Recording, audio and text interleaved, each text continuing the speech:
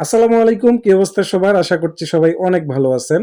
এই মুহূর্তে আপনার বাজেট যদি ৳২১,০০০ হয়ে থাকে এবং ৳২১,০০০ র মধ্যে আপনি যদি একটা iPhone 17 Pro র ফিল পেতে চান, তাহলে আজকের ভিডিওটি আপনার জন্যই। আজকের ভিডিওতে আলোচনা করব Nubia V80 Pro ফোনটা নিয়ে। এই ফোনটাকে নামকরণ দেওয়া হয়েছে iPhone এর খালাতো ভাই।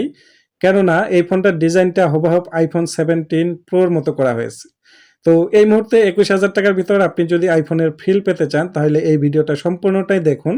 তারপরে আপনি সিদ্ধান্ত নিবেন যে এই ফোনটা আপনার জন্য কতটুকু ভালো হবে এবং কতটুকু ভ্যালু ফর মানি হবে। তো ১ম এই ফোনের ডিজাইন নিয়ে কথা বললেও আমি এই ফোনটাতে ডিজাইন নিয়ে কথা বলতেছি না। কেননা ১ম এই বলে দিচ্ছি যে এটা একটা iPhone 17 Pro কে কপি করা হয়েছে। তো ডিজাইনটা আপনারা বুঝতেই পারতেছেন। এই ফোনটার থিকনেসে ব্যবহার করেছে 7.7 এবং ওয়েট ব্যবহার করেছে ১৯৫ গ্রামের মতো। সাথে IP64 এর রেটিং থাকছে, অর্থাৎ হালকা পাতলা পানি, ধুলাবালা থেকে খুব সহজে এটা সেফ থাকবে। এই ফোনটার ডিসপ্লেতে ব্যবহার করা হয়েছে 6.75 ইঞ্চির একটা IPS LCD ডিসপ্লে, যেটা 120 হার্জ রিফ্রেশ রেটের এবং HD+ রেজুলেশনের। এই ফোনটা কিন্তু ডিসপ্লেটা ফুল HD+ ব্যবহার করা হয়নি। আর এখানে 1000 নিটস HBM ব্রাইটনেস ব্যবহার করা হয়েছে, অর্থাৎ ইনডোর এবং আউটডোরে আপনি অনায়াসেই ব্যবহার করতে পারবেন। কোনো রকমের সমস্যা ফেস করবেন না। আর PPN রেভেনসিটি 317 ব্যবহার করা হয়েছে। ওভারঅল ডিসপ্লেটা মোটামুটি ভালো কালারফুল ডিসপ্লে একটা হবে, যদিও এটা আইপিএস ডিসপ্লে এবং এই ডিসপ্লেটা আইপিএস হওয়া সত্ত্বেও কালার কোয়ালিটির কোনো রকমের ঘাটতি দেখবেন না। এই ফোনটার পারফরমেন্স সেকশনে নজর দিলে সফটওয়্যার পাচ্ছি আমরা অ্যান্ড্রয়েড 16 আর প্রসেসর হিসেবে ব্যবহার করা হয়েছে ইউনিসক T7280 এবং এটা কিন্তু একটা 12 ন্যানোমিটার চিপসেট, যেটা দিয়ে আপনি হালকা পাতলা গেমিং করতে পারবেন, ভারী কোনো গেমিং করতে পারবেন না।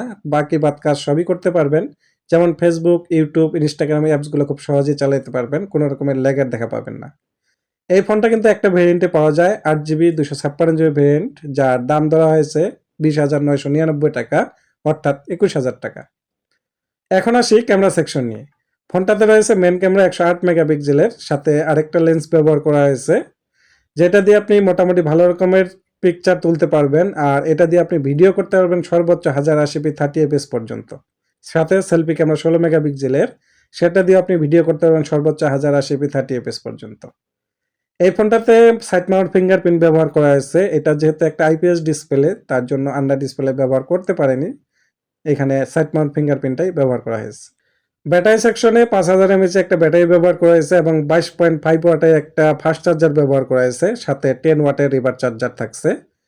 তো এই ফোনটা ব্যাটারি সেকশনটা ঠিকঠাকই মনে হয়েছে আমার কাছে, কারণ 5000 mAh ব্যাটারি দিয়ে আপনি 1 থেকে 1.5 দিন অনায়াসে ব্যাটারি ব্যাকআপ পেয়ে যাবেন। তো এই ফোনটার যদি ওভারঅল ডিজাইন, লুক এবং পারফরমেন্স দিক দিয়ে যদি বলি, তাহলে আমি বলবো ডিসপ্লেটা প্লাস এটার যে ব্যাটারি সেকশন সেইটা এবং এটার যে ক্যামেরা সেকশনটা সেটাও মোটামুটি ভালো পারফরমেন্স করতেছে। তবে আপনি যদি প্রসেসর দিকে তাকান, সেটা কিন্তু একদমই নিচে চলে যাচ্ছে, কারণ ৳২১,০০০ ভিতর অন্যান্য কোম্পানিগুলো কিন্তু এর চাইতে ভালো স্পেক এবং ভালো পারফরমেন্স অফার করতেছে। আমার মনে হয় এখানে যে প্রসেসরটা তারা ব্যবহার করছে, এখানে ইউনিসকের প্রসেসর বাদ দিয়ে যদি মিডিয়াটেক G100 বা 99 যদি ব্যবহার করতো, তাহলে মনে হয় এই ফোনটার এই দামের সাথে মানানসইটা অনেক বেশি হতো। তো এই ফোনটা কাদের জন্য ভালো হবে, কাদের জন্য ভালো হবে না, এটা অলরেডি আপনারা বুঝে গেছেন। আপনি যদি হেভি গেমার হয়ে থাকেন, তাহলে আপনি যদি ভালো ফটোগ্রাফি করতে চান, তাহলে এই ফোনটা অবশ্যই আপনার জন্য ভালো হবে না। তবে হ্যাঁ, আপনি যদি হালকা পাতলা গেমিং করতে চান, লাইফ টাইম ব্যবহার করতে চান, অনেকদিন ব্যবহার করবেন, এরকম একটা ফোন চান, আপনার গেমিংয়ে অত ফোকাস নাই, ব্যাটারি ব্যাকআপ ভালো হবে, কিন্তু ডিজাইনটা হইতে হবে লাখ টাকা ফোনের, তাহলে এই ফোনটা আপনার জন্য বেস্ট চয়েস হতে পারে।